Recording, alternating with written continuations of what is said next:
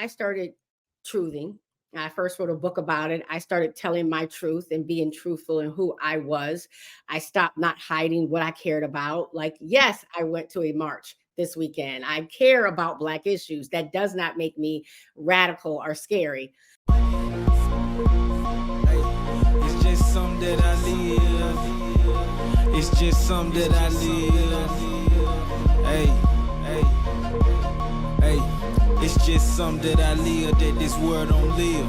It's just something that I feel that this world don't feel. I gotta keep it real. J.E.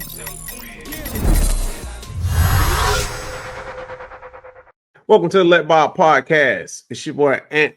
We got us a special guest today, and it's a topic that I'm excited to hear and learn about. It kind of aligns what we do with Bob and everything we're doing. So it's cool to actually talk to somebody who's in this space and know what we're talking about. We talk about it publicly, but most people don't know what we're talking about. So we got an expert on today who's going to break it down and let the audience know what it is we're trying to make these moves in this corporate community space with, and kind of what corporations have deemed it to be called in the marketplace.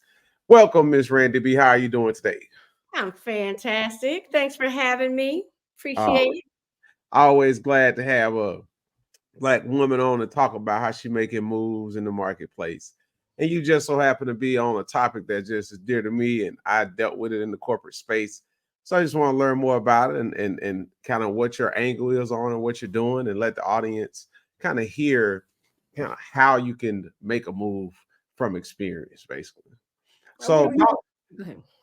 so tell us about yourself first. You're in DC, correct? I'm in DC. I'm really bi-coastal for the most part, but mainly in DC. Also in California a little bit. Okay. Yeah. Which one you like? That's opposite. Oh man, that's so opposite. Yeah, I love DC. You can't be a DEI person, and I just love my Black people. So, DC for me is just heaven. Like I thrive when I'm around us. Okay. So talk to us about DEI. First of all, let the audience know what that acronym stands for. It And then stands for just a little bit. It stands for diversity, equity, and inclusion. It became a real hot thing after the unfortunate murder of George Floyd, but I've been doing it most of my career. I've been doing it for decades now. I've always been interested in how you get people who are very different to, work together.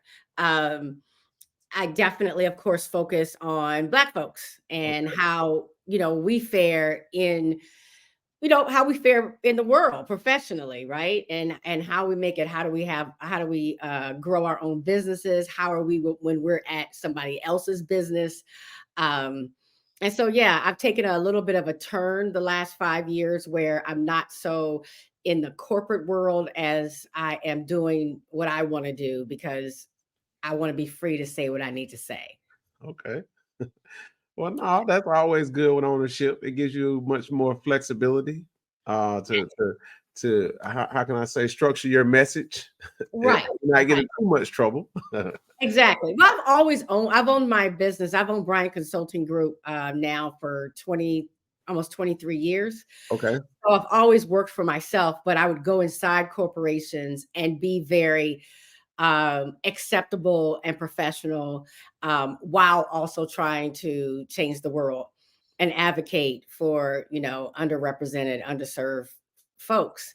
And it's really hard to do. It's almost really impossible, because when you are, having to please the people who hire you, which are typically white males, it's difficult to at the same time advocate for us. Yeah. Right. Yeah.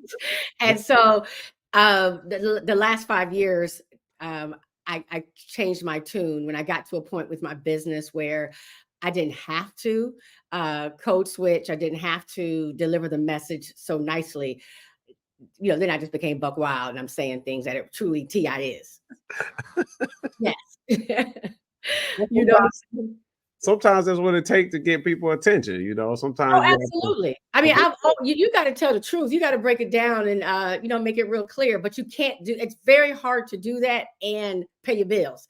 Yeah. Um, it's which is unfortunate, right? That's sad in itself, but it's the truth. Yeah, which brings us to the next topic. Apparently, you have truthing cards. Can you talk about this and what what's the purpose and how'd you come up with this truthing cards? It sounds like from experiences where it came from, but Well, yeah, can you enlighten us? I have this whole term that is actually being trademarked now called truthing. And I believe that Black people in particular, but anybody who feels as if they are in a somewhat oppressed group uh, is always living a lie, is always having to code switch, is always muting how they really feel or wearing a certain mask. And so I believe that you get the best out of people when they tell their truth, when they live their truth, when they're walking in their truth. Um, and so I just started this term called truthing. And, I was like, when I would talk about how much we love diversity, equity, and inclusion at these companies, really what I told people was, as long as you are acting acting in a way that makes the majority culture feel comfortable, as long as you are stripping parts of yourself, then of course be who you are, which was a lie. And so I started truthing. I first wrote a book about it. I started telling my truth and being truthful in who I was. I stopped not hiding what I cared about. Like, yes, I went to a march this weekend. I care about Black issues. That does not make me radical or scary. Um, and so I also felt like then when we told the truth about ourselves, it allowed people to get to know us, to that's how you create real inclusion, right? This is how when people become close. And it harkened back to me because I have a extraordinarily diverse family, not in the ways most people think about diversity, but we have some people who are as country as a neck bone sandwich, some people who are from like New York and they like proud of it. You have all socioeconomics, all the things. And we got to know each other and really, vibe with each other because we knew each other. We know each other. We're family, and we would, yeah, debate about stuff, at holidays, but we got along and loved each other. So I said, how can we continue to do that? So I created these truthing cards where instead of talking about like what's happening with Crush On or what's going on with Simone Biles and her man right now, although that is interesting. I just wanted to create cards that were specifically designed for Black people to sit around a table and, talk about things, right? So, yeah. So that's what they are. They're just cards where we just sit and get each other's viewpoints because I feel like our community is very separate and segregated. Within our own community, we're segregated. And I think that's because we don't talk to one another. And we've created these fractions of, that he bougie or he's educated or, I don't mess around. I don't mess around with them, and I want to get it where, we're talking to each other and bonding. So And this is so interesting because that's the culture, right? That's what we're gonna do. We're gonna sit around and talk anyway. But I like the idea that you're kind of guiding that discussion, right? So, exactly. so feed us one of the. I don't want to spoil it, right? Because I want my own truthing cards. I want to order. So let me give me some cards. I'm gonna send you some. Everybody else can go to Amazon.com or randyb.net, but I'm gonna send you some. Let me have because I am the topic starter. So that's why it's so interesting to me. What is? Can you read us an example of one of the cards or read one of the cards? One is that one we've been talking about this last week is, does it matter if you have, Black Jesus, Black Santa Claus, Black angels in your house, or is it cool to have the white representations? Does that matter? Right? This is That's actually a real argument I got in with somebody years ago. We've been talking about, does wearing your hair naturally illustrate that you're more comfortable with your Blackness? Because that's another place that we're like separate. Like people are fighting, like, you don't really love yourself if you still getting that creamy crack. Yeah. Another one that I've been fascinated with is it the best choice always for us to live in white neighborhoods, go to white schools and things? Because, we brag, we think we've made it when it's like we're one of only Black people. And I'm like, sometimes it kind of messes us up, right? Or messes our kids up. And like, have you really made it if you're miserable? Oh, man, you bring hey, I can imagine some of those round Oh, things. yes. Oh Or, man, if that's a good one. if you have married outside of your race, for Mm, instance, should that person be allowed to participate in all activities? Like be wow. there, right? Because I'll be honest, like there have been times where you have a bunch of people and we're in kind of our blackness, our Black bubble and stuff, and then someone brings their non-Black significant other and the conversation doesn't flow the same way, right? I mean, I have some friends, they don't care, they're going to say whatever they want to say, but some of us are a little bit more guarded in what we say. Yeah. um and so the questions go the range. Of course, the ones with relationships get fiery, like, do you feel that relationships between a Black man and a Black woman, or a Black couple, is more difficult than a relationship like how other couples have? Like, are we on the struggle love? Are Black people on the struggle love? And But it's so Randy, why. you can get me in trouble. Oh, those conversations, let me tell you. And then they go just like to the left and right. And that's what's supposed to happen. One Yeah, question to 500 questions. Um, and so, which is why now I've been filming a show. So hopefully people be able to watch these conversations. And you got to come be on one of the shows. please, Yeah, please come on. Look, we can't talk about the Black relationship card though, because my wife, if I don't say the right answer, then you're gonna get me in trouble when I come back. I do So not want to get you in trouble. So we will not, I will skip that. I'll ask people sometimes, like, are you comfortable with this question? Because people do have spouses and jobs, with yeah, jobs sometimes too. So I do, and some of the questions are very innocent. They're not yeah, too like, we talk about how music and movies are so big in the Black culture.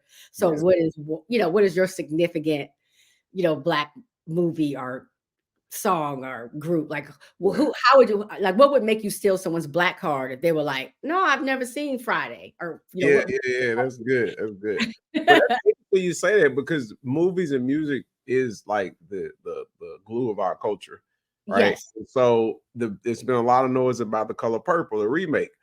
A lot of people weren't really fancy and excited about them remaking that movie. That's a very, very concrete in the culture movie. yes, Um, but I saw this weekend with my wife and our family, and it was actually a good movie. I like the fact that it wasn't the older movie. Like they had some parts from it, but it was a very good. I like the way they did that. I think if they redo a lot of the older movies like that, I think our culture will be less, hey, leave it alone. Because I think they're talking about making Harlem Nights again, and everybody's oh, like, no, no, leave Harlem Nights alone. So I could feel but what you're saying. Black people don't like change. I tell people this all the time. I said, we go to church and you get somebody up there reading the notes, right? Like the sick and shut in. And I was like, y'all know that started because enslaved people weren't allowed to read. So you usually only have one person reading. We can all read now, right? Like we don't need the woman at the top of the church reading, but we don't like change. Change is very hard for us. So yeah, I can bet that people are upset. I'm going to go see it tomorrow, though. You'll like it. You'll like it. I assure you, you'll find joy in it. It was a good movie. Cool. But to your point, change is just hard. I don't know if I think to say we as a culture don't like it. I think because a lot of the times the change is not guided by us, right? We're not the initiator of the change. We're usually conforming to some strategy that's causing the change. I think makes it hard. Um, but it's been an interesting journey watching us because Bob, that stands for Black owned business. So we have a pure focus on the Black culture and Black business owners and supporting them and getting messages out. Like the whole point of our podcast is people like yourself. We want, little Randy at the high school to see, hey, look, you can do this too. She's doing it. Here's somebody who looked like you, who's owning her vision, her dream, and she's making it a thing, right? She's doing it. You know, the narrative generally is be an athlete or, you know, an entertainer, and that's kind of what you see dominating the marketplace. But you know, for our podcast, it's about trying to highlight more Black owned business owners who are doing, you know, a mixture of things. We've had, you know, guests that's doing some everything. Now, you are probably one of my favorites because what you're doing aligns with what our purpose is as a company. Like, we're trying to create ownership, create, you know, a collective in the community amongst people of color.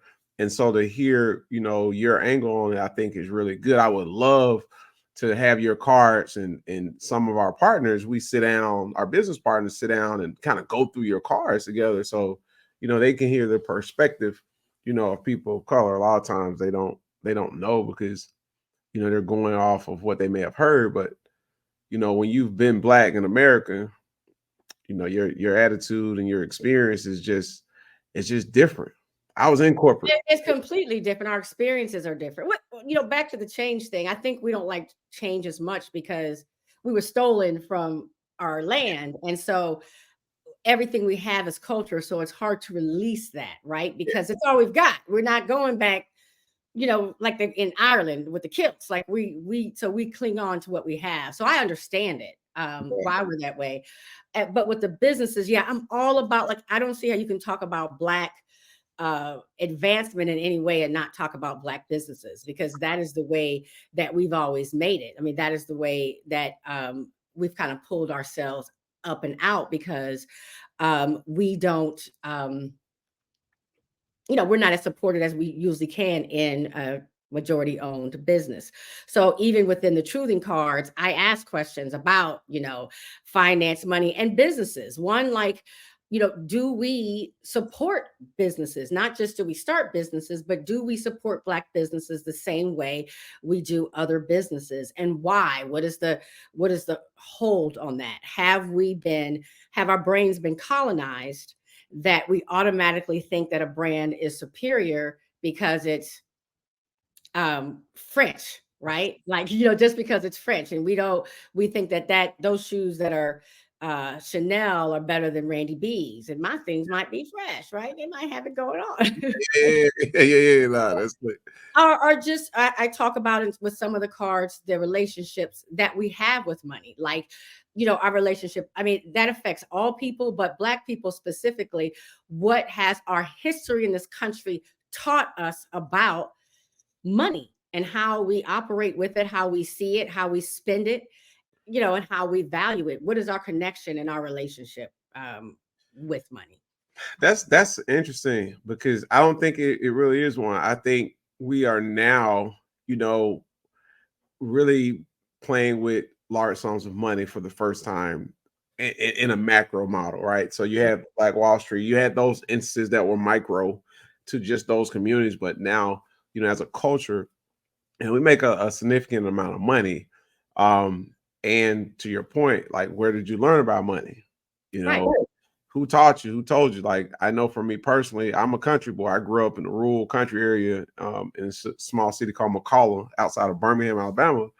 And it was a very village style upbringing, but we didn't talk about money. Yeah, we didn't talk about money. Never learned anything. I learned the hard way, you know. Why don't we as a community talk about money? I mean, I think because it was always a shortage, right? I read a book. It's called The Outlier, which I think is a really good book. And he talked about, it wasn't so much cultural as it was status. Like, people with money generally teach their kids about money because they know the importance of it as a tool. But if you don't have money, then what are we talking about? Like, that's a thing. You're more so ashamed of it that you didn't have it, or that you can't pay the bills. Like, what you did hear about money is that we have any. You're broke. The lights are off. All these things that go on in our community. And I think that puts this whole attachment to money. We talk about change. You ever notice, like, when a Black person will get money, then they cling to it. They generally don't want to share it and kind of try to grow it. They kind of just cling to it because they're afraid of losing it. When Well, I was going to say also, I believe Black people are ashamed when we do have money. I think we're Yeah, ashamed when we don't, but I think we also can be ashamed if we do. yeah, And, that's why we have these questions, is to really like say, what is your truth when it comes to money, to your personal finances, to how you see how you could even grow your money. So, because some people can't start a business because they never even think that that's possible for them. Like they don't even dream in that way when it comes to financial wealth or what's possible. yeah. It's all mentality. God's been good to me. I've done really well, and I have nice things, and I can tell you, it's hard. It's hard going around, family and friends sometimes when you have, especially when you're one of the only ones that have. But for me, it's always been more uh, of the psychological part of it. I don't know if it's cultural or if it's the psychological piece. Just because you are one of the only, then it creates this energy when you're around, right? When you have. But if let's say all of your family, had money and you go around, then it wouldn't be uncomfortable. But Well, let when me ask you, you let me ask you this. Let's do a little truth. Okay, let's go. Oh, she done put me on the truth. Let's go. Because you are one of the only that has in your family, do you feel a responsibility to do more? Like, and so if you all go out and grab, have lunch, whatever, do you feel responsibility to grab the check? Yeah, so here's a part of that truth and too, right?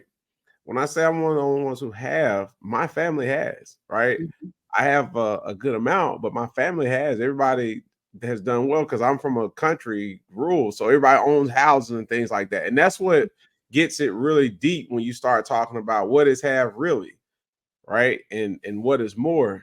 And for me, because I do well, I do have a sense of obligation to pick up the tab sometimes or to help my family with knowledge that I may have access to that they don't, or resources. But that's how it should be. That's how a community becomes stronger. If everybody had that attitude, then we could collectively grow. It's that But, attitude but that should it? But go should ahead. it be? Excuse me. But should it be? That's like, because that's a question, right? That's truthing within our community. We believe that, like, I have two sons, right? I Mhm. believe that, I don't know if I believe. I've been truthing, trying to figure this out. We usually believe that our kids should give back to their parents, as in the Black community, whereas I think a lot of communities don't believe that. Asian community, same as us, they believe that. Mhm. Um, is that accurate? Is that how it should be? That we feel an obligation to give to those who raised us and gave to us. Yeah, I think you should. I think it's just being grateful, right? Understanding where you came from, it's always very important. I have this analogy I give all the time. So if you take an apple seed and you put it in soil, the soil is responsible for the growth of the tree. The apple seed can't become a tree without the proper soil, right? And so when that apple seed becomes a tree and start producing apples, the fruit of the tree basically is not for the original seed. It's for someone else. So as you become more fruitful in life, you should be sharing your success with others. Now, if you do that with your family, that's your choice, but you are obligated to share your success with others. And I think for the biggest part, I think that's where we get it wrong sometimes. We think our success is ours and it's for us and our only for us to enjoy. But I've just never been of that opinion, just looking at everything that bears fruit. If Well, I completely agree with you, and that's why it's a good truthing card for the Black community, because that's the way we've thought, right? Yeah, But the United States, the European way of thinking is very individualistic, and you take care of yourself, and that's all you're supposed to yeah, do. So I think it's a great conversation. Time for some truthing to really talk about what we feel as if what our viewpoints are when it comes to that, because that's major. Because I've heard a lot of people, even when we say we cut kids off at 18, is yeah. that the right way to be or not? Right? I don't think it is. But because we do have this dual kind of consciousness we have to lead to live, as far as like being Black but also being American. And I think those two can kind of not mesh when it comes to a lot of things, including finance and money, the way we see things. Yeah, no, you're 100% correct. I think it's a lot. We got a long way to go, but it's always have to have collaboration and collective, like And any conversation. mentality. Yeah, and conversation, right? Any And mentality. conversation. Because any mentality that doesn't align with group effort is often going to be very tough. You can't do anything on your own.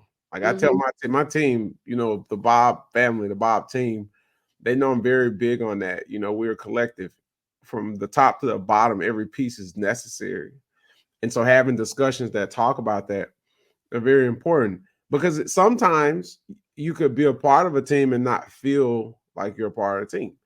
Oh, Like with DEI, right? When you're a black employee in yes. a corporate environment and you feel like your opinion is not valued or your ethic, your work ethic, and your contribution is not valued, you You start. as a person aren't Yeah. valid.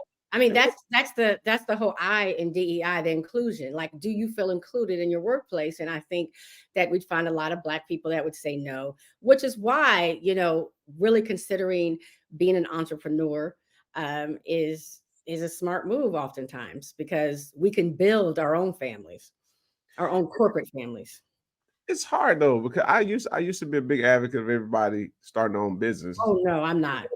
but it's tough. This is a life. This is a commitment. This is for me as an entrepreneur.